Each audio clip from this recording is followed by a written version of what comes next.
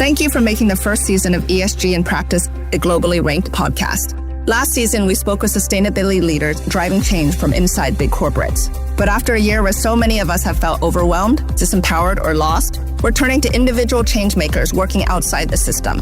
This season, we're centering on the 99%. The founders, the nonprofit workers, the activists, and everyday doers that are taking ESG into their own hands. Because what we need right now are small steps that create powerful ripples. Get inspired by real stories of action and impact and discover how you can be part of the change. I'm Abbey Lin, your host, with 20 years of experience in sustainability and compliance. I look forward to being on this journey with you. ESG in Practice.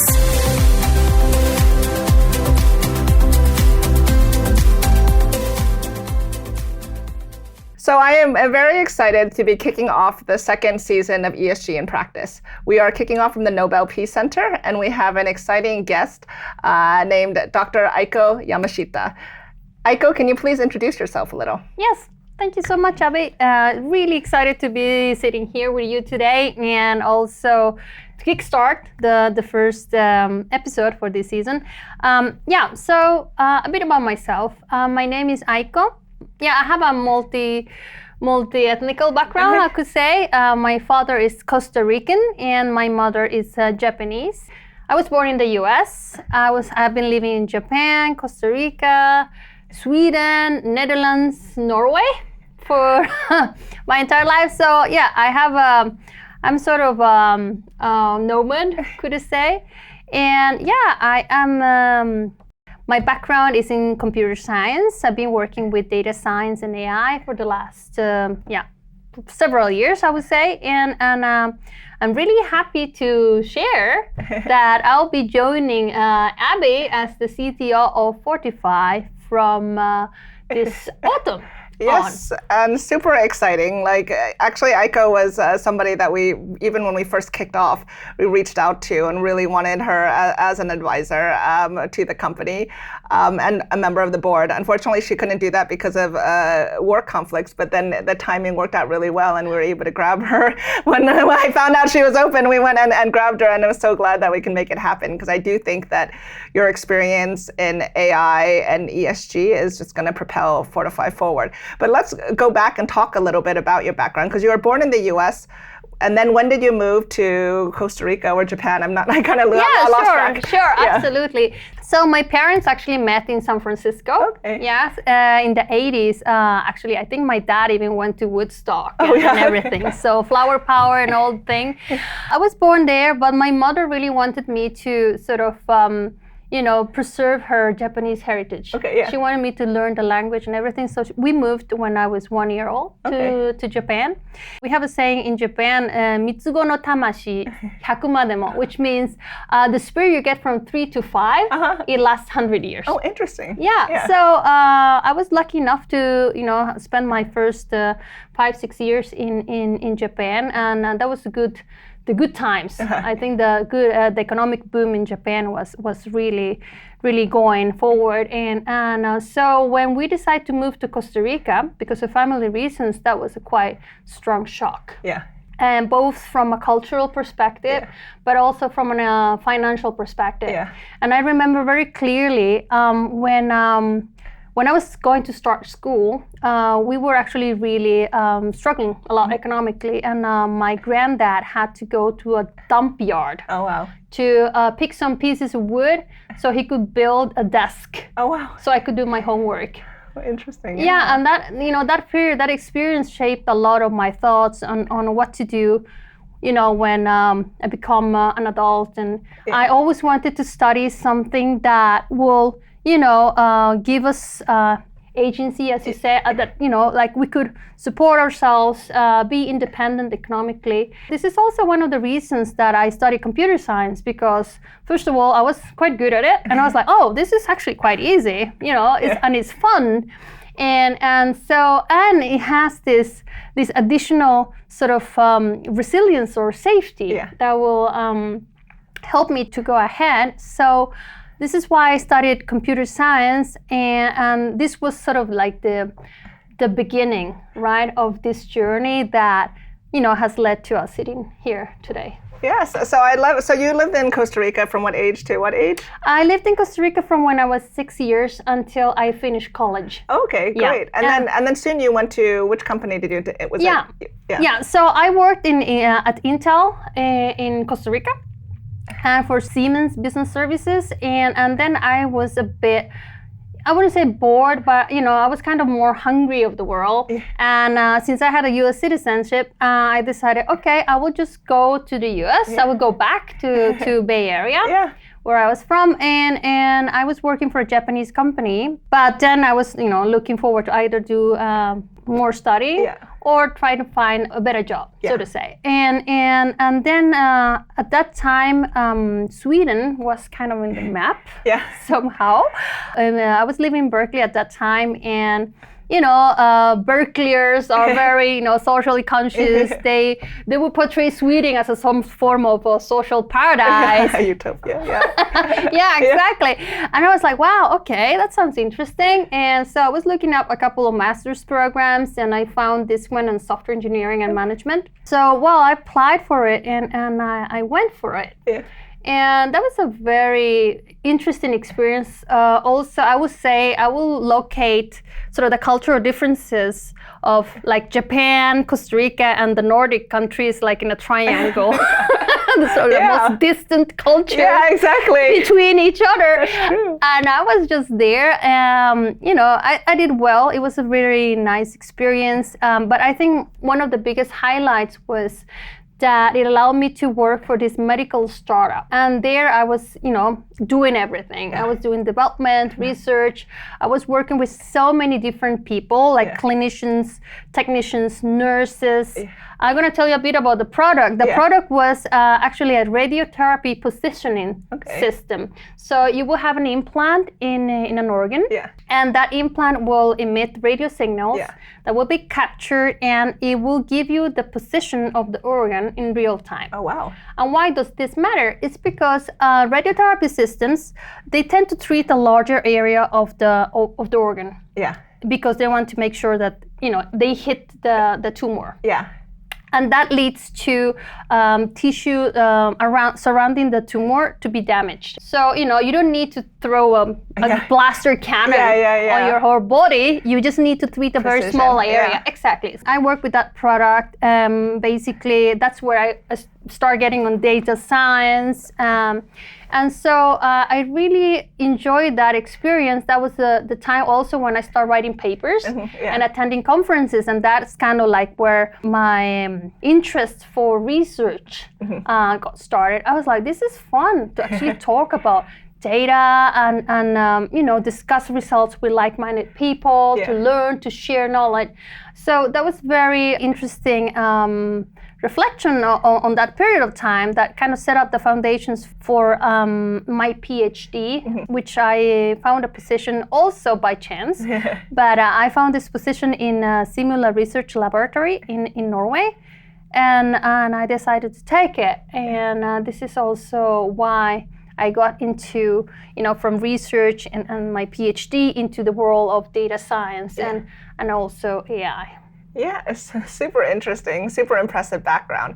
And I wanted to talk a little bit more about kind of the AI and the ESG, because you're also quite well known in the sustainability space in the Nordics, especially within the financial sector at DNB and the company that you were at, that you set up the ESG data hub. So can you tell me a little bit about how that even came about and how did you set it up and the background behind it? Absolutely. After I finished my PhD, I went back to industry because I was like, I want to see more, faster results. And at the time, I was working in data science projects, and I was actually also a bit of an activist. Yeah. I remember, even before Greta Thunberg and everything, I was also organizing, demonstrations and such, because I was always been very engaged with climate and nature and these kind of things. At that time, I realized that, although the work of activism shouldn't be, diminished or anything, I think change needs to come from within. Either an organization or country, doesn't matter. Back at the time, that was like actually right after the pandemic. Yeah. So I was trying to figure out what to do next. I had led data transformation initiative group-wide in DNB. That cycle was closed, so to say. It was finished. I was trying to figure out what to do next. And then I was presented with the opportunity to help corporate banking with doing some data analytics in order to prepare for the upcoming EU taxonomy regulation. Yeah.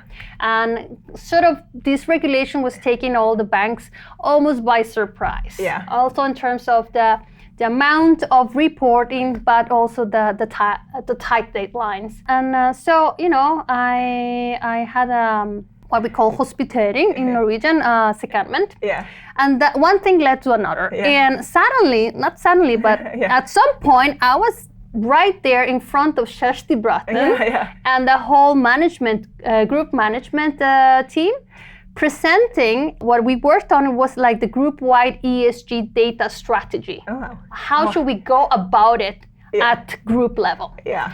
And of course, I didn't do that work alone. I was working a lot with the corporate banking folks, with sustainability group folks, and this was a coordinated effort.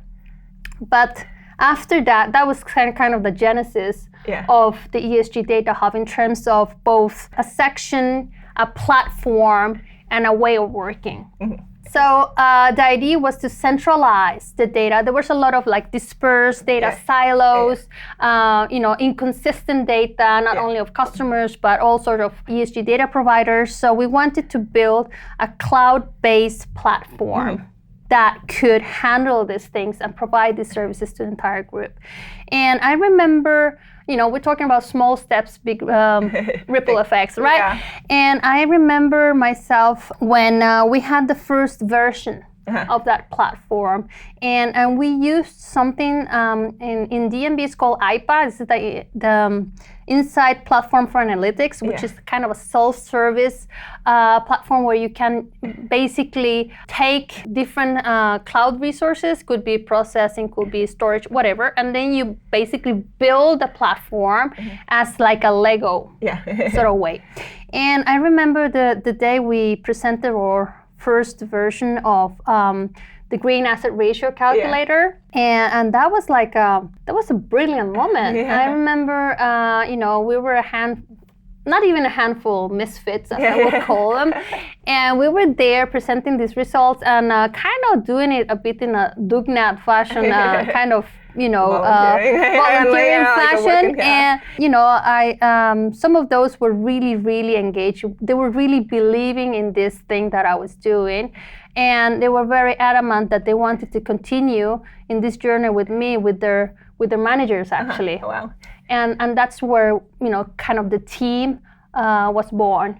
Then after we started as a task force, and after 9 months. We were a proper section, and we established a center of excellence, and we had rotational visits for many people from around the group. It was a quite remarkable experience. Yeah, really impressive corporate career. I want to kind of touch on to something that you had mentioned in terms of kind of your activist role and how you've always been an activist and you decided to go into corporate to try to make a change in between. Can you tell us a little bit more about kind of that background and what sparked that kind of activism that you've always had? Absolutely. I have to thank my mother actually for that, because I remember I was like 5 years old, and I remember her telling me about like how the nature was being polluted, and like back at the time she knew about climate change.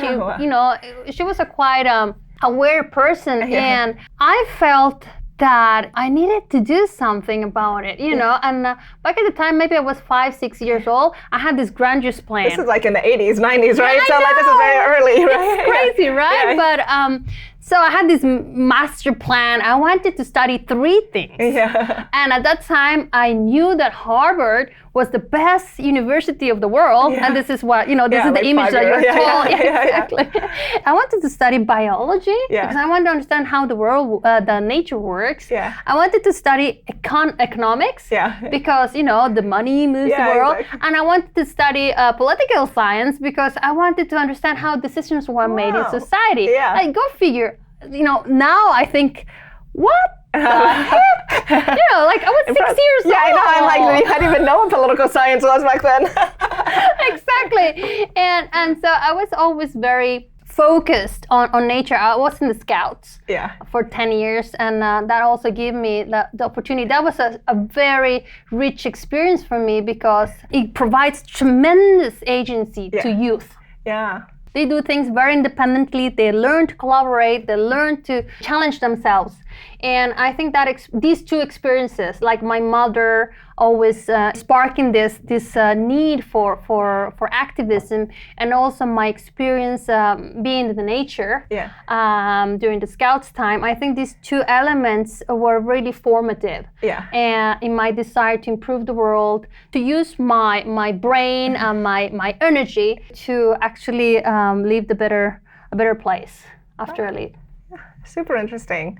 And I wanted to, so I'm excited that you are joining Fortify, and just, I didn't even know about all of this background. I'm like even more excited now that I hear your total background as you share about it. But I would love to kind of hear your thoughts about Fortify, why you're interested in this role, and what impact you hope to make as CTO. Yeah, absolutely.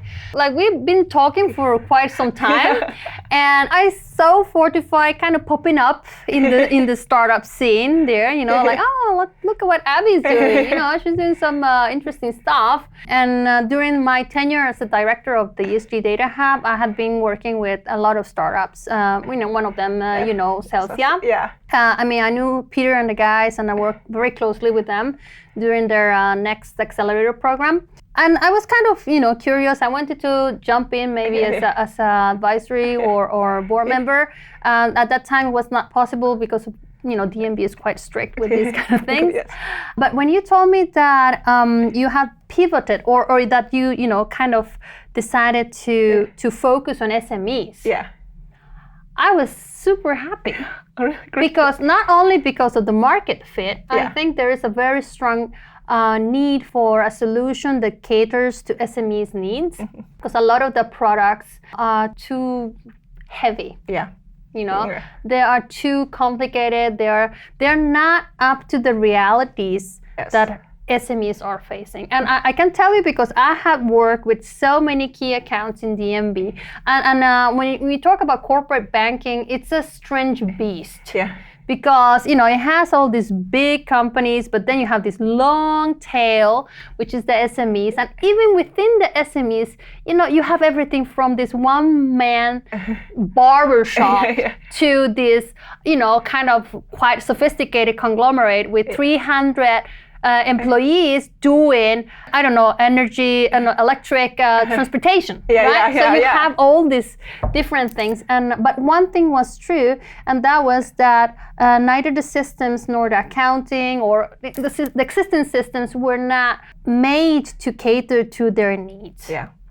And my sister, she is an entrepreneur. She is also doing an SME. And I know firsthand, like personally, I know the struggles of these people. And you have to think that SMEs are the backbone of our economy. Right? These are 98% of the people who are actually generating the jobs, generating the value and the goods over which, big companies are operating on top, right? So for me, not only they're a key part for ensuring a just transition, but it's also socially the right thing to do also, right?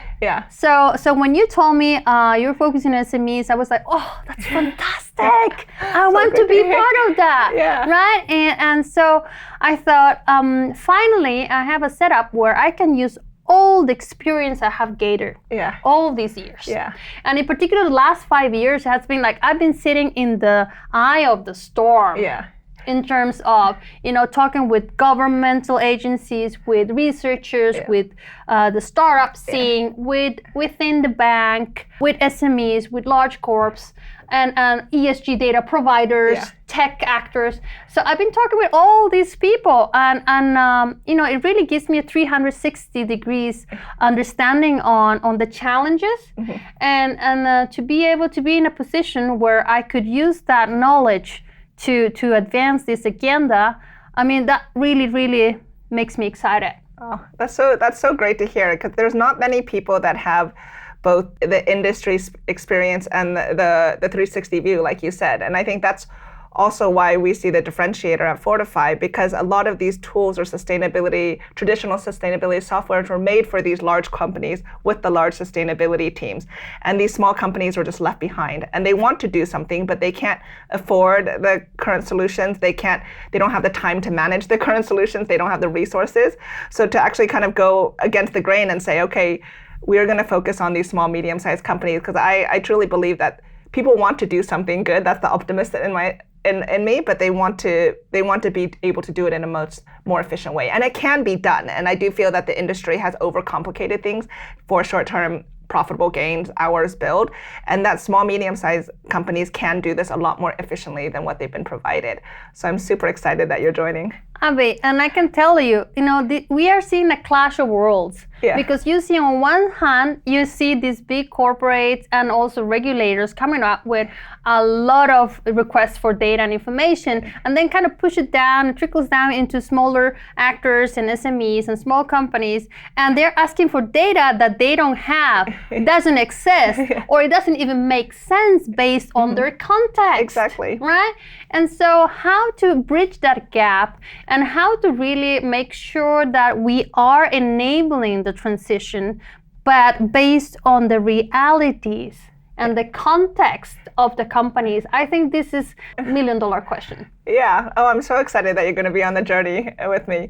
I do, season 2, last season, we interviewed a lot of corporate leaders, really saw it from the strategic side, from these kind of large companies and thought leaders within the sector. Season 2, just really what's going on globally around the world with all the negative news. I feel that people have been losing agency, myself included, watching and doom scrolling and not feeling like you can do anything. And part of this podcast is to help people take their own agency and say, hey, we are one person. Even having a podcast, even talking to somebody, we can learn, we can do some small steps. Would love to kind of get your advice for somebody who might be feeling the same way, or kind of your experience given this, kind of tumultuous year that we've had. I feel pretty much like you, Abbey, in the sense that, many times I've been kind of feeling completely lost or powerless, right? And so I'm not alone on that. And my practical advice is go to nature. Go to nature, carve some space. Yeah. Carve some time and space in your life, and just spend some, it can be 1 hour, it can be whatever, right? Yeah. Go to a place you like, where you're comfortable. In Japan, we call them green bath. Okay, yeah. Yeah. And I think use that space to just remind yourself what you are thankful for. It's a very difficult thing. But, especially because you're bombarded by all these, terrible happenings around the world and everything. But, just spend some time in nature. Give yourself time to be thankful for the small things you have. But then turn that around and say, I'm thankful. Now, what do I want to give back? Yeah. Because the next step, that's the sort of the connecting part. Because I think a lot of times when we're too focused on ourselves, then we forget to give. Yes. And we forget to, to understand what is our inner power. Yeah. What can we do? So, when we swap the narrative, then we actually are, without knowing that we're recovering our agency. Yeah. Right? Yeah. So we're focusing more, okay, what can I give? What can I do? And I think there is something called neuroplasticity. And it's a really interesting field. Yeah. In a short way, it means that, your brain actually adapts to new situations and starts creating new paths, Yeah. within your neurons. And I think that's a very interesting concept because that's where, like visualization, like visualize where you want to be, or small gestures actually lead to ripple effects in terms of behavioral change, in terms of perception. And I think, once your brain starts changing, I think the world will start changing. Yeah.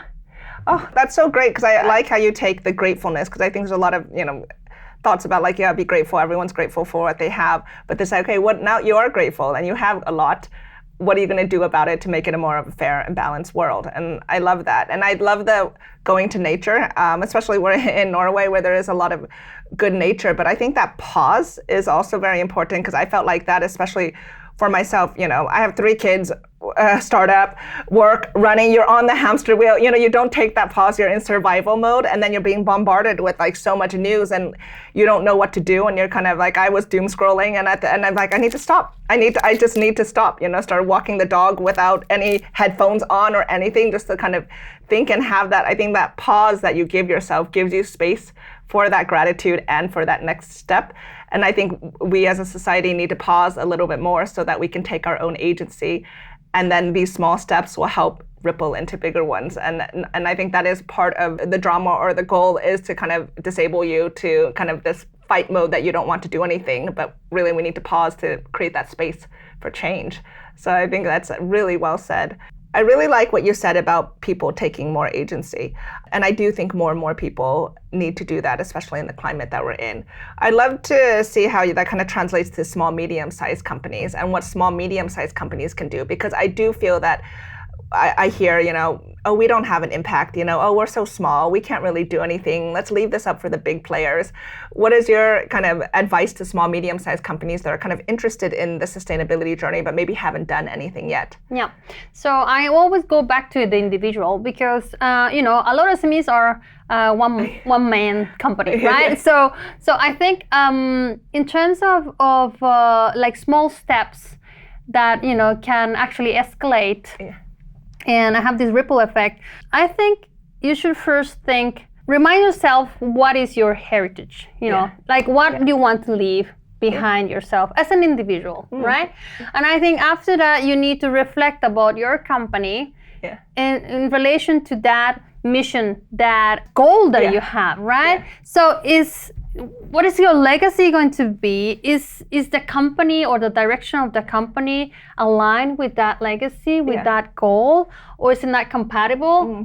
What's the culture, right? And I always tell my students, I have taught data science for several years, and I always ask them whenever they have to argue for their choice for a project, I remind them, you have to always answer the so what question, right? So if you want to build a new product, what's the so what question? What's that product going to impact the world? Who is going to get a benefit out of it? What's the impact? What's going to happen? What will happen if it exists? What will happen if it doesn't exist, right? So I think it's a bit like going back to the so what question, like as an individual, where you want to get? What's the culture? Is the culture of the company aligned with those values or not? Do we need to change? And going back to the individual decisions, I would say, after you have thought about these kind of things, one thing that you could easily do as an individual is to understand, like, where is your pension? Is your pension actually aligned with interesting. Climate and nature, your values. Yeah. I think this is a very easy place to start, because a lot of people don't think that they have a tremendous economical power by just selecting where they want to place their pension. Oh wow. I mean, even bigger than the consumer power, right? Yeah, exactly. And then you go further. You think about the suppliers in a company. Are these people aligned with my values or not? Can I adjust them, nudge them, whatever, right? And then you will go further about your customers. So you have you start with yourself, and then you go as an onion sort of. Yeah, and I think that's actually made me think that small, medium-sized companies, they are small. So you have an impact as an individual, whether you're an employee, whether you're CEO or the CFO. you don't have all the politics, you don't have these huge organizations that you need to work within. So it's kind of like, what kind of company would you like to work for? You might think the impact is small, but it's like recycling. If nobody, like there are things that everybody can do to make a difference, and to start small and to go from there, but not to just say like, well, let's leave it for the big players. Because like you said, small, medium-sized companies, both in the US and in Europe, are 98, 99% of all companies in the country. So it's actually huge market and huge impact if actually people voluntarily step up and actually make the change that is needed, that we all want, right? It's a flock. Yeah. It's a flock. Where's my flock? Right? Yeah. And so absolutely agree with you, Abbey. You hold a tremendous power by, taking a certain stance or certain direction. I'm super excited that you're joining Fortify, and especially after everything that I'm hearing, which is a lot of new news that I had heard about your background before. But so I'm super excited. I'd love, as we end this podcast, for you to share a little bit about your goals or your micro goals joining Fortify and what you hope to achieve. Yeah, absolutely. One thing that I really feel I need to do, and especially because I like to talk a lot. I mean, I'm definitely Latino on that side, but I really would like to listen carefully to each and every person in our team, the stakeholders, open my parabolic antennas and sort of capture all the signals, not only from the market, but from customers, from people, everyday people, and to be able to draw down that map, on how is our journey going to look like. One thing that I really enjoy in my free time is top touring, which is like climbing up mountains and skiing down. And for me, Abbey, when you invited me to join Fortify, for me it's a bit like, we're going for a journey, we're going for a trip, top touring trip. And imagine yourself in Jotunheimen. I want to be able to understand which peak we're going to conquest, and make sure that we are choosing the right path, we have the right equipment, and so we can really enjoy this trip, which is not going to be without surprises. Obviously, like the weather might change, and we're going to be resilient. But for that, I need to listen and sort of understand things well. And after that, I think that when we start the journey, I see for myself at the end of the day, what I want to end up with is a product that people are drawn to. Yeah. A product that people actually love, and that helps them in their everyday life. It makes their lives easier. This is what I want, and in the way to be able to build meaningful relationships with the people I come across with. If we can, with our product and our interaction, we can help to get one step closer to a just and resilient transition, would that be translated into having more sustainable supply chains or more resilient communities or economies? I mean, you never know. This is the nature of ripple effects. So I hope that with my work and Fortify's work, we're one step closer to that goal. Great. I think that's one of the things I think we see eye to eye, and that we see that small, medium-sized companies, if they take small steps, can create this big ripple effect. And I do think it can create a very good network effect, which is what I'm really excited about our product, is that the opportunity for a lot of companies to sign up quickly based off of the information and the help that we provide, so that they can all kind of benefit and also help impact the larger companies and create a larger network effect around our products. So that's what's really exciting. I'm excited for your ability to lead the technical leadership around that, to make sure that we have the right product to be able to kind of drive in and move quickly towards that goal. But thank you so much for taking the time. This was, a super eye-opening conversation just for myself. I really enjoyed learning about your background, and we're going to end the podcast here. But do you have any thoughts for our listeners too? Final thoughts? Yeah, well, it's I think change comes within, right? So take your space, take your time, regain your power, and I think that will lead to ripple effects. Great. Thank you for coming on the show. Thank you, I really Abbey. appreciate it. A pleasure.